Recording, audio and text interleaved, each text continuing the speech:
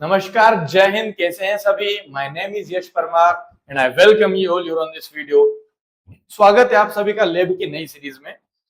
ये जो नई सीरीज होने वाली है सर, इसमें क्या खास होगा?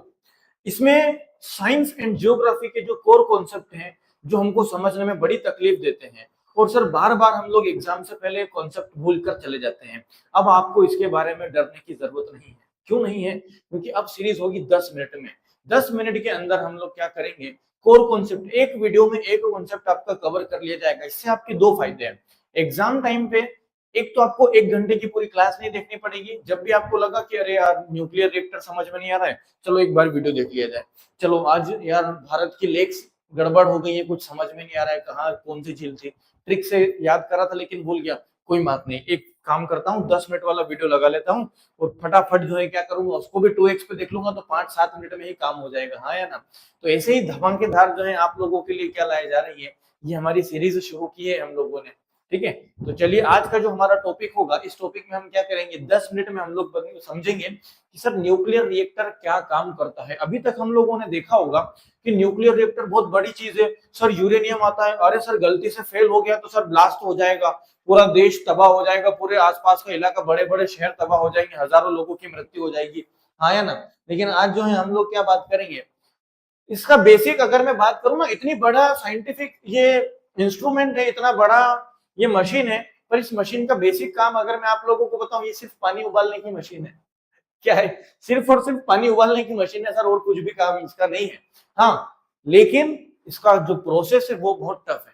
तो इसी तरह से हम लोग बात करेंगे न्यूक्लियर रिएक्टर की। और ध्यान रखना, चाहे आप एसएससी देने जा रहे हैं, चाहे आप अदर कॉम्पिटिटिव एग्जाम देने जा रहे हो, चाहे आप यूपीएससी तक देने जाओ, यहाँ से आप लोगों को क्वेश्चंस देखने मिलेंगे, मतलब मिलेंगे। तो सबसे पहले हम लोग बात करते हैं सर ट्रेडिशनल। देखो पुराने जमाने से हमारे पास क्या चला रहा है सर, कोयले वाला हमारा थर्मल प्लांट चला जा रहा है। इनको बोला जाता है थर्मल प्लांट्स। ठीक है, ये हमारा होता है क्या, थर्मल प्लांट होता है, और ये हमारा न्यूक्लियर प्लांट होता है। अब दोनों में क्या अंतर होता है हम लोग कहानी समझेंगे। बेसिक अगर मैं बात करूं तो जब भी आप लोगों को परीक्षा में बोला जाएगा या परीक्षा में ना बोला जाए, अगर आपको सीधी बात पूछी जाएगी कि भाई साहब बिजली कहां से बनेगी, तो आप क्या बोलोगे? सर बिजली बनाने के लिए कोई बड़ा आपको काम नहीं करना है। बिजली बनाने के लिए एक जनरेटर आता है। जनरेटर के अंदर क्या आती है, एक टरबाइन आती है मान लीजिए। ठीक है, अब ये क्या है हमारे पास, ये एक कोइल है, और ये ऊपर और नीचे क्या है सर, ये हमारा एक मैग्नेटिक फील्ड है। ध्यान से समझना, ऊपर भी मैग्नेटिक फील्ड, नीचे भी मैग्नेटिक फील्ड, चुंबकीय क्षेत्र है। यहां पर मैं लिख देता हूं क्या है सर, मैग्नेटिक फील्ड है, चुंबकीय क्षेत्र है।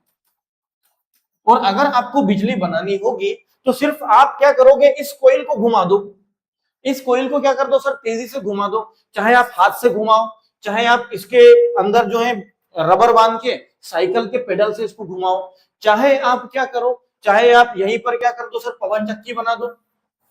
यहीं पर आप क्या कर दो, पवन चक्की बना दो, तो हवा से घूम जाएगा। हाँ या ना? अच्छा, पवन चक्की नहीं बना सकते, कोई बात नहीं सर, इसको झरने के पास ले जाओ, जहां से पानी बह रहा है नदी के पास ले जाओ, पानी बहेगा, कोयल घूमेगी, जैसे जैसे कोयल घूमती जाएगी बस वैसे वैसे आप लोगों को क्या होता है, बस वैसे वैसे सर हमारे पास क्या हो जाएगा, इलेक्ट्रिसिटी जनरेट हो जाएगी, बस और कुछ भी नहीं करना।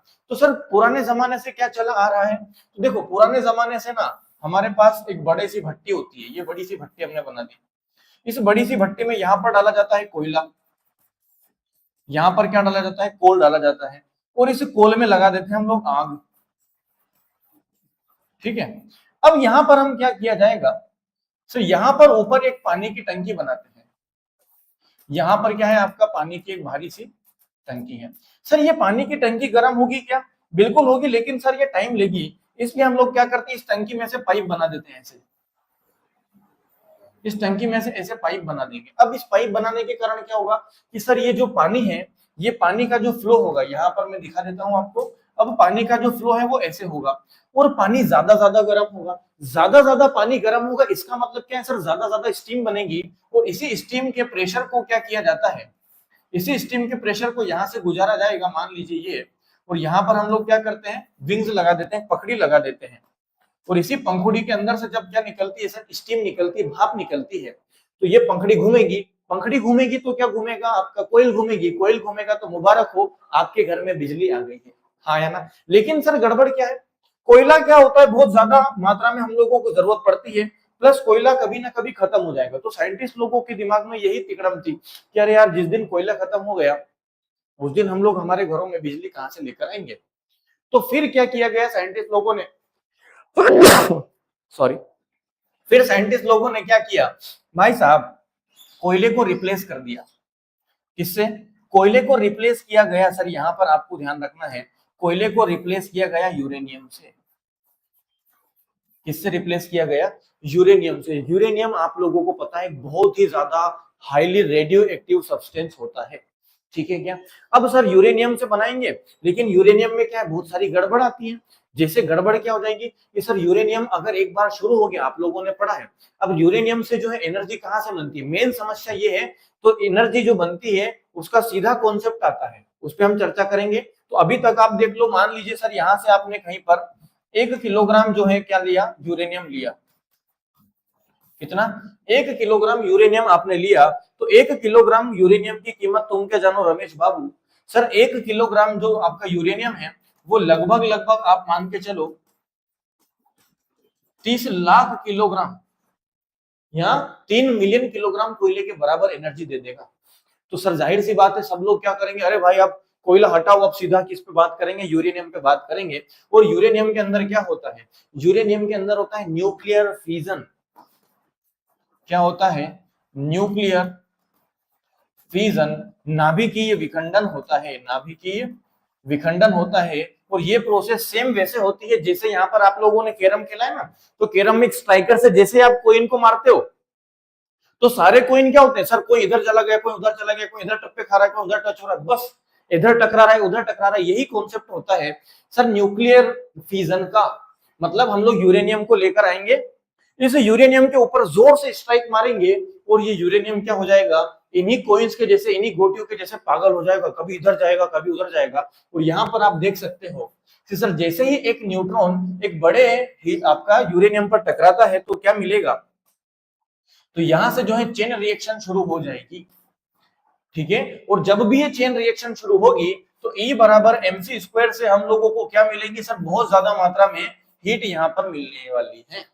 अब सर इतनी ज्यादा मात्रा में अगर आपको हीट मिल रही है तो जाहिर सी बात है कि इस हीट को सर कंट्रोल किया जाएगा, इस हीट को कंट्रोल किया जाएगा। तो अब यहाँ पर मैं फिर से थोड़ा सा आपको इसी पावर प्लांट पर लेकर आता हूं। और यही पावर प्लांट में अब हम क्या करेंगे, मेरी बात समझना, अगर आप लोगों से पूछा जाएगा कि बताओ पावर प्लांट के, न्यूक्लियर पावर प्लांट के कंपोनेंट क्या होते हैं, घटक क्या क्या होते हैं, तो आप बोलेंगे सर पहला उसमें फ्यूल होता है कौन, यूरेनियम का। अच्छा ये यूरेनियम जब बहुत ज्यादा रिएक्शन करने लग जाएगा तो इसको बंद करने के लिए क्या करेंगे, ऐसे हवा से तो बुझेगा नहीं। तो सर यहां पर क्या किया जाता है, यहां पर कंट्रोलर छड़ें डाली जाती है। क्या किया जाता है, यहां पर कंट्रोल रोड डाली जाती है, नियंत्रक छड़ें डाली जाती हैं, नियंत्रक या कंट्रोल रोड डाली जाती है, कंट्रोल रोड, नियंत्रक छड़ें।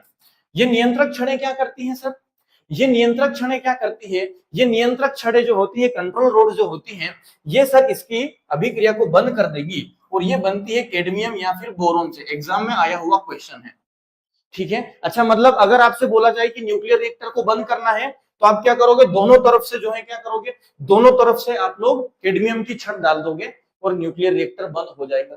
समझ में आ गई बात। और ये ऐसा नहीं कि सर 2 छड़ लाए ऐसे डंडे खेलते खेलते और डाल दी, हाँ है ना, ऐसा नहीं होगा सर, लगभग लगभग मोटी मोटी 200-300 छड़ें लगानी पड़ती है। अच्छा सर फिर भी कुछ ना कुछ गड़बड़ हो सकती है क्या, बिल्कुल गड़बड़ हो सकती है। जैसे सर जो यहाँ पे नाभिक है, मान लीजिए वो नाभिक रुक ही नहीं रहा है, उसकी चाल बहुत ज्यादा बढ़ गई है। तो जब उसकी चाल बहुत ज्यादा बढ़ जाती है तो यहां पर क्या रखा जाता है सर, फिर यहां पर हम लोग मॉडरेटर लगाते हैं। क्या लगाते हैं, यहां पर मॉडरेटर रखा जाता है। मॉडरेटर का मतलब क्या हो गया सर, यहां पर रखा जाता है मॉडरेटर, ठीक है। इसी को बोला जाता है लगाम, कि भाई ज्यादा औकात में रहना, हाँ या ना, जैसे बोलते हैं ना घोड़ा कितना भी बड़ा हो जाए लगाम में ही रहना चाहिए, बस वैसे ही ये मॉडरेटर जो होता है सर, ये होता है या तो D2O का या फिर लिक्विड सोडियम का। भारी जल होता है इसके अंदर, और परीक्षा में प्रश्न पूछा गया है कि बताओ जो मॉडरेटर होता है वो किसका बना होता है, तो आप बोलेंगे मॉडरेटर जो होगा वो किसका बना होगा सर, या तो भारी जल का या लिक्विड सोडियम का। अब सर ये इतनी पावरफुल रिएक्शन होती है कि यहाँ पर इसको एक्सट्रीम एक और सिक्योरिटी देना पड़ती है, तो इसको ना हम लोग क्या करते हैं सर, कंक्रीट से बना देते हैं। इसको हम लोग क्या करते हैं, कंक्रीट से बना देते हैं। तो अब यहाँ पर आपको दिख रहा होगा सर, ओरिजिनल हमारे पास एक डायग्राम आ चुका है।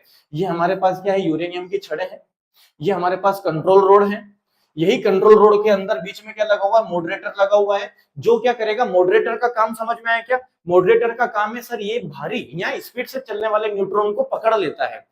कंट्रोल रोड क्या करती है, ये सारे के सारे न्यूट्रॉन को सोख लेगी, अवशोषित कर लेगी और अभिक्रिया को रोक देगी। मॉडरेटर सर क्या करता है, मंदक होता है, हिंदी में इसको क्या बोलते हैं, मंदक होते हैं सर, ये मंद करने का काम करता है, ठंडा करने का काम करता है।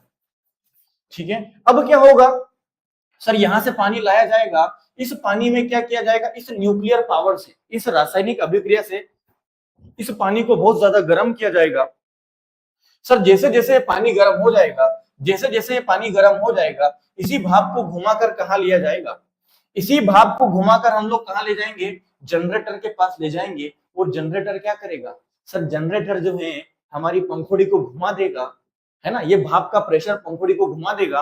और सर जैसे ही पंखुड़ी घूमेगी तो जनरेटर हम लोगों को क्या दे देता है, हम लोगों को इलेक्ट्रिसिटी दे देता है। जैसे हम लोग शादी वगैरह में वो जो डीजल वाला जनरेटर लाते हैं ना, तो वो भी क्या करता है, आप लोग ठक ठक ठक ठक ठक ठक ठक ठक शुरू तो कर देते हो और उसमें डीजल डालना पड़ता है बार बार, लेकिन सर डीजल तो और महंगा है, कोयला सस्ता है, तो इसलिए यूरेनियम के हम लोग न्यूक्लियर रिएक्टर का काम करते हैं। और ये न्यूक्लियर रिएक्टर क्या करता है सर, हम लोगों को कम एनर्जी से, कम बिल्कुल कम फ्यूल से क्या कर सकता है, बहुत ज्यादा एनर्जी हम लोगों को दे सकता है। मान लीजिए आप 1-2 ग्राम यूरेनियम भी उठाकर ले आओगे तो भी वो पूरे सिटी को क्या कर देता है, रोशन कर देता है। ठीक है क्या, कभी कभी सर क्या हो जाता है, यहाँ पर गड़बड़ हो जाती है। जैसे आपने चेरनोबिल का नाम सुना होगा, चेरनोबिल घटना में क्या हुआ, साइंटिस्ट लोग जैसे होता है ना, नई नई चीजें देखते हैं, तो बाइक चला रहे हैं, अरे यार स्पीड देते हैं, देखें कितनी जाती है, अरे 80 चली गई, अरे 100 ले जाएंगे, अरे 100 चली गई, अरे 120 ले जाएंगे, हाँ या ना। बस वैसे ही यहाँ पर ध्यान रखना है। वैसे ही क्या किया गया, साइंटिस्ट लोगों ने देखा कि अच्छा अरे और चलने दो, और चलने दो, और फिर जब बाद में ये लोग आए,